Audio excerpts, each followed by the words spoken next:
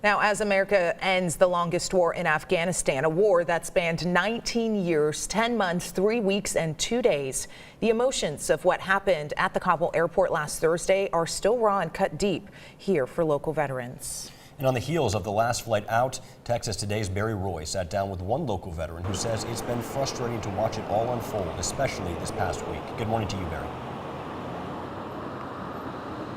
Yeah, good morning to both of you. I have spoken to quite a few veterans that live here locally in Central Texas over the course of the last week or so. All of them are hurt by what has happened. All of them touched in one way or another and how this is all unfolded, especially with the service members, the 13 service members that were killed 5 days ago. One of those veterans, J.D. McBride, I spoke with him. Now, he's a veteran of the United States Marines and the United States Army. He says he's heartbroken and he's sick over the last week. He also told me that in his opinion, the fall of Kabul was inevitable as America was to pull out of Afghanistan 100%. He says the loss of 11 Marines, an Army soldier, and a Navy corpsman has hit him deep, and says although they died doing what they may have felt was right, he says the circumstances surrounding their deaths, he does not believe hanging one's hat on that makes anything justifiable.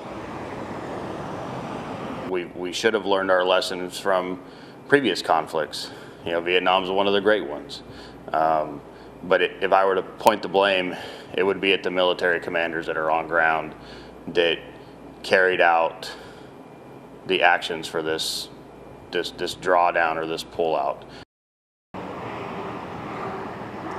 McBride also says President Joe Biden does share blame because he is the commander-in-chief, but says it does not matter who was ultimately sitting there.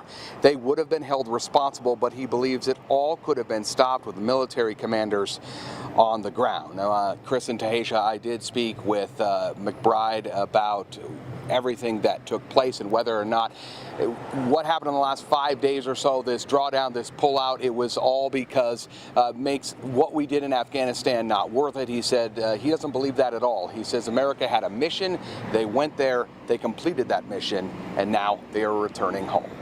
Reporting live at Fort Hood, Barry Roy, 6 News.